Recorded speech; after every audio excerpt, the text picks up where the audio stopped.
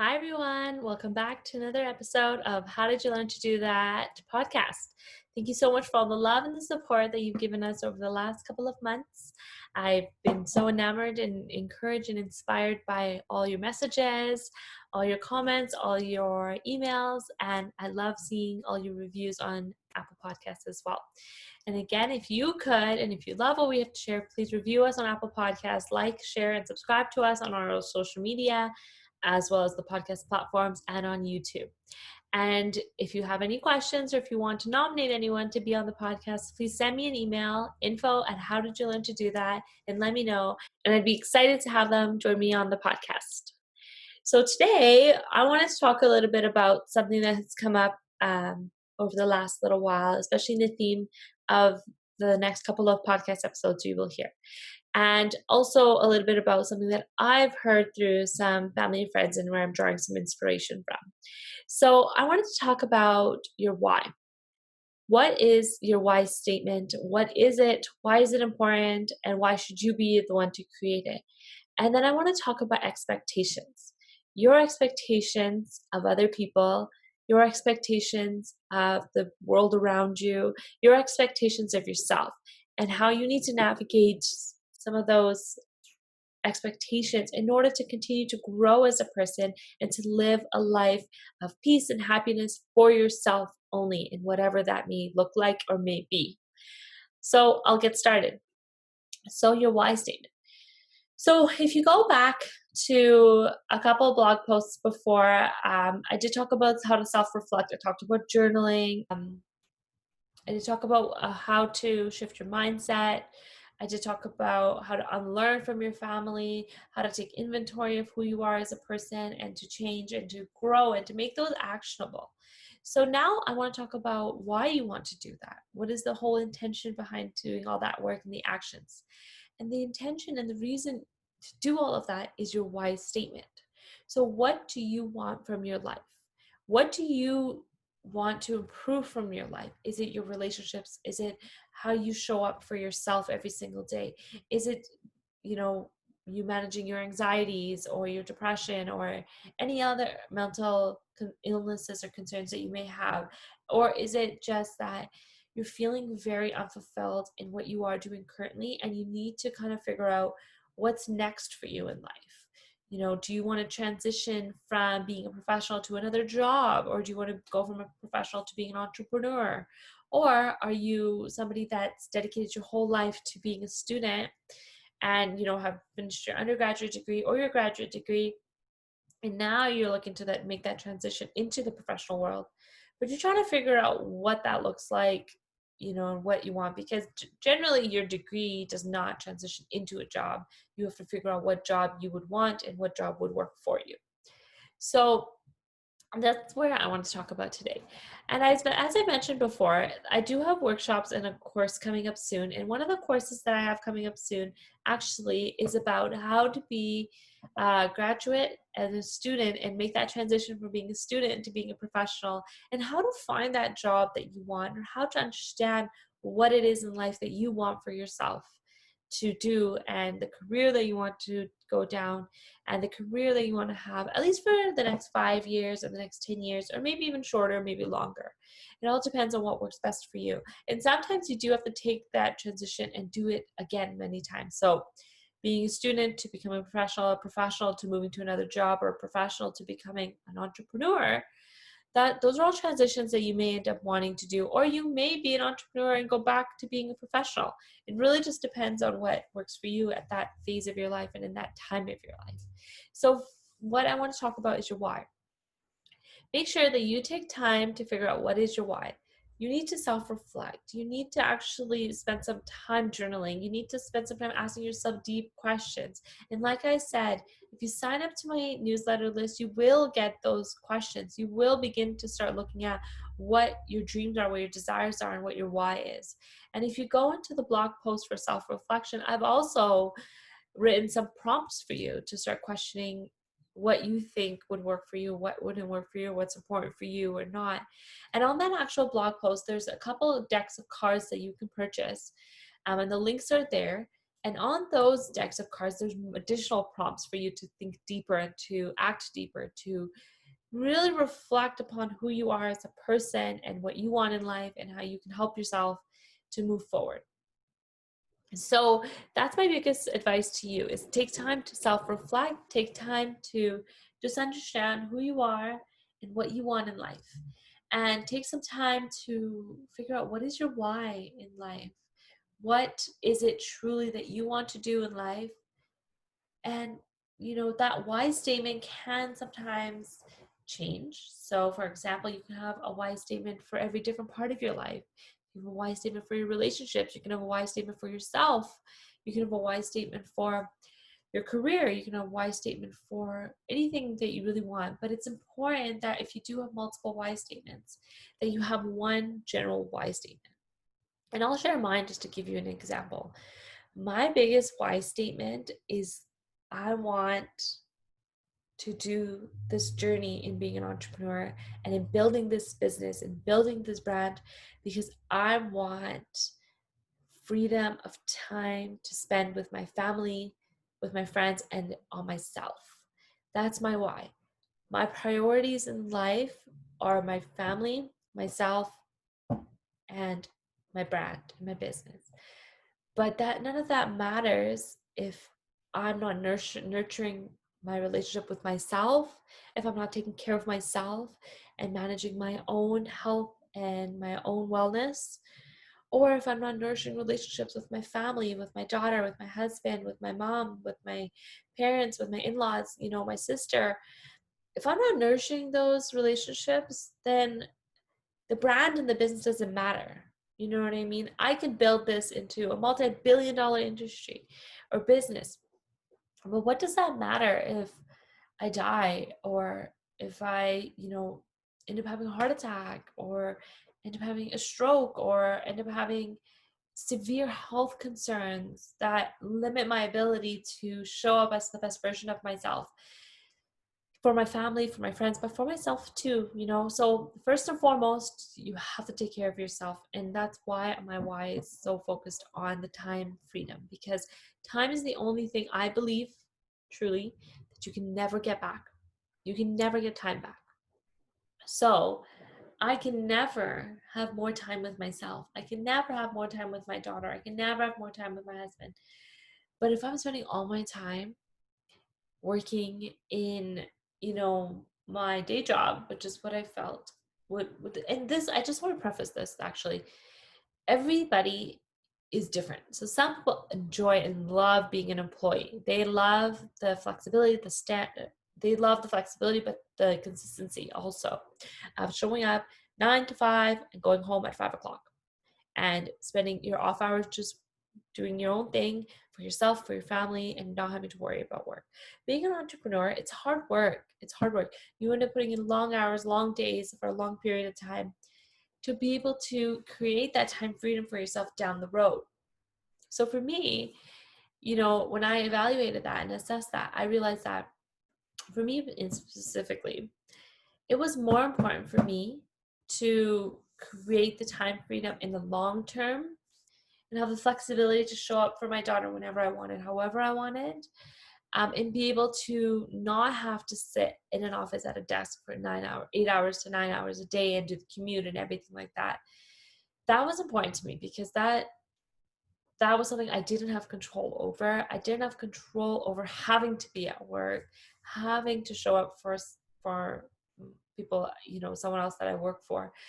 And not having the flexibility for myself and having to say things like, oh, sorry, no, I have to work, so I can't come to your soccer game. I can't come, visit you in school, or, oh no, you're sick, so what do I do about work? I wanted to be able to say, no, yes, I'm going to be there for absolutely everything. And being an entrepreneur for me felt that gives me the flexibility of time to say, okay, I have a list of things to do. I can do that later on in the day because right now this is what I need to focus my energy and my time on. So that's my biggest tip and my biggest piece of advice for you is to ensure that you take time to figure out what is your why, what's most important to you, and really understand that, really dig deep. And that's not going to actually come right away. It's not going to come in a 1 hour session. It's not going to come to you, as quickly as you think it may. You need to spend time to reflect. You need to spend time to journal. And what I'll say is that I think you should generally journal for about 30 days. You should spend some time reflecting. Look at those deck of cards for prompts to help you answer some questions that you may not have asked yourself. And look at those deck of cards to ask yourself some of those questions you may not have asked yourself. Look at the blog post that I posted, ask yourself some of those questions, take those steps. There's tons of resources out there for you. I do have a journaling guide. When you sign up to my email list, you will get that. And that has tons and tons of prompts for you and advice on how to get started with journaling. And just self-reflect. Just take some time to understand who you are, what you are, how you answer to certain questions, how do you show up for yourself, take inventory, ask your family and friends. In the blog post about shifting your mindset, I talk about that. Ask your family and your friends, like what they think and what their advice is in life and how they would like to move forward with it. And what they think of you and what they think of how you show up and how you cope and how you manage and all of that. And it's important because that'll help you shift your mindset, and it's so important.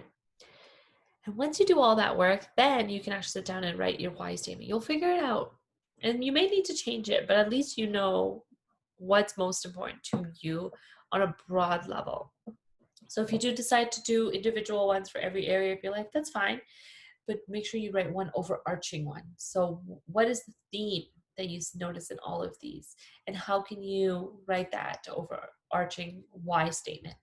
So that's so, so important. So my biggest tip to you is to do that and then to write it down. And when you write your why statement, put it in front of you, in front of your desk, have it in your wallet, have it somewhere that you can see it again and again. And then what I want you to do is take some time to just live that why. Pay attention to the type of people that you're surrounding yourself with, the things that you're doing, the work that you're doing, what you do after work, what you do during your weekends, how you think, the types of shows you watch, the books that you read, everything. And start reflecting on your why. Is what you're doing working towards your why? Is what you're doing living your true why? What is important to you? Why are you doing this? Why are you reading that book? What is it for? Is it for entertainment, for self-care? Amazing. Are you just reading it because you think somebody else read it and then they're making you read it and you're not very much into that book? If that's the case, then you're not living your why. So why do that? It's okay to say no. I don't want to read this, even though you're my best friend and you suggested this book, but I don't want to. It's okay to say no. And once you understand your why, you will be really good at saying no and understanding what is best for you as a person, and working that way. And then in terms of what is important to you, it's so important to also then look at what can you do to live that life of yours that you want? What can you do to be there for yourself? What can you do to show up as the best version of yourself based on your why statement? And a part of that, showing up as your best version of yourself, has to do with your ego and with the expectations that you have for other people. And I talk about this often. Your ego should be treated as Eckhart Tolle says. And for those of you that haven't, I would highly, highly, highly, highly recommend you to check out the Eckhart Tolle and Oprah Super Soul Sunday series based on his book, A New Earth. I would highly recommend you to pick up that book. I do have the link on my blog, on the blog of the 15 books that have changed my life. I would highly recommend you to check out that book. I would highly recommend you to listen to the series as you're reading that book because it's life-changing. Honestly, it truly, truly is. But what he says is that your ego should be treated as a separate entity to you. And when you are upset or hurt or have an expectation that's not met, sit down and reflect upon it. Take your ego out of the picture and check it. And then think about, okay, me as a person, am I actually still hurt about this? And just reflect upon that and understand that. And I was actually just saying this recently to a friend that you can't have expectations of other people. You can only have expectations for yourself because you're the only one that's in control of your life. You're the only one that will create the life that you always wanted for yourself. You're the only one that will heal from the traumas that you have endured and experienced. You're the only one that is in charge of that and has the ability to do that, and the ability to grow and to show up as the best version of yourself and to become a higher version of yourselves. You are the only one that can do that. So having expectations for your partner or for your children or for your parents and all of that, it doesn't mean anything. And you really shouldn't have those expectations, because that's your ego. Your ego believes that because you're somebody's partner, you're somebody's parent, you're somebody's daughter, your son or sibling or friend or whatever, that they should treat you a certain way. But once you check that ego, you realize you should not have expectations of other people, because only you are in control of yourself. Only you are in control of how you react. Only you are in control of how you feel, not other people. People in the world can say, and I say this all the time to my friends and my family, people in the world can say whatever they want in life. You have to become so confident and secure in yourself by healing, by doing the self-reflection, by aligning yourself, by listening to the messages, by knowing your why and living your why through and through.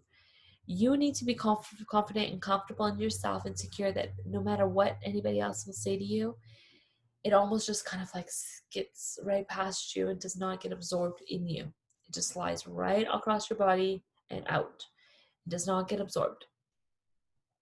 And the reason for that is because you now have realized, and you can be empathetic. And I find once you understand your why and you start living your why and living and showing up as your best self and being a higher version of yourself, and you check your ego, you just, that's the moment where empathy truly shines. That's the moment where you realize you need to be empathetic.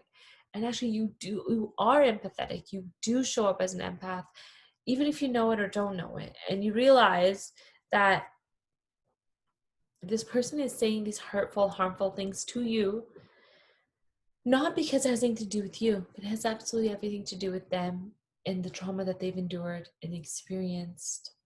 And they're speaking from a place of fear. They're speaking from a place of uncertainty, a place of insecurity. And it's coming more from a defense mechanism perspective than it is coming from a secure perspective. They don't truly feel that way about you. They don't truly think that about you. It's just, what is it in them that is making them say this to you?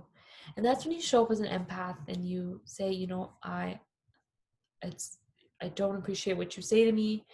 It's hurtful and you're trying to hurt me, but I can see that what you're saying is coming from a place of hurt and harm and trauma.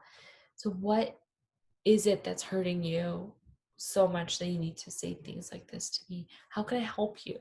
How can I support you? How can I guide you? And I always find that when someone's being so mean to you, you just need to give them a hug and you need to try to acknowledge this. But something that I will say that you shouldn't do is try to do the empath work while they're heated, while they're upset and yelling and screaming, because it doesn't help. All you can do is just stay quiet and not say anything and just move forward. And I think that then the message doesn't get lost. And I've definitely been guilty of that, of speaking when trying to explain something to somebody when they're mad and upset, and the message gets lost and they think that I'm just arguing with them, which I'm not. But I think that that's so, so true. It's so important for you.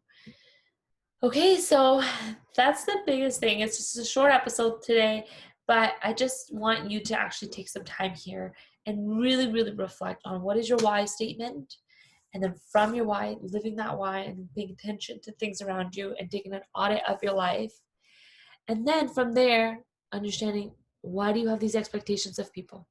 And how could you not have expectations? And how can you show up as an empath in life? So those are my biggest pieces of advice for today. Make sure you check out the blog post for self-reflection, how to change your mindset and how to journal. Sign up to my newsletter list to get access to the journaling guide, but also to the challenge and the prompts that will come to you. Make sure you pick up the book, A New Earth by Eckhart Tolle, that's on my blog, 15 books that have changed my life. But also on the self-reflection blog, you'll notice that there's decks of cards you can purchase, and all the links are on there. I do affiliate for those companies, so I would love and appreciate your support in clicking the link and purchasing through the link. And if you have any questions or if you want some guidance, let me know. I do have workshops coming up. I do have a course coming up. So make sure you sign up to my newsletter list to get first access to those. I'm so excited to get started with you. Okay, so thank you so much for listening to the end of this episode. I would love if you could review us on Apple Podcasts if you enjoyed this episode and enjoyed episodes previous. And if you can like and subscribe and share us with your family and your friends and let us know what you think. Send me a message and let me know if you have anyone that you'd like to nominate to be on the podcast. And if you have any questions, I'm happy to help. So please reach out. Instant message me on Instagram, or you can email me info@howdidyolearn to do that. Otherwise, we'll see you guys next week. Bye.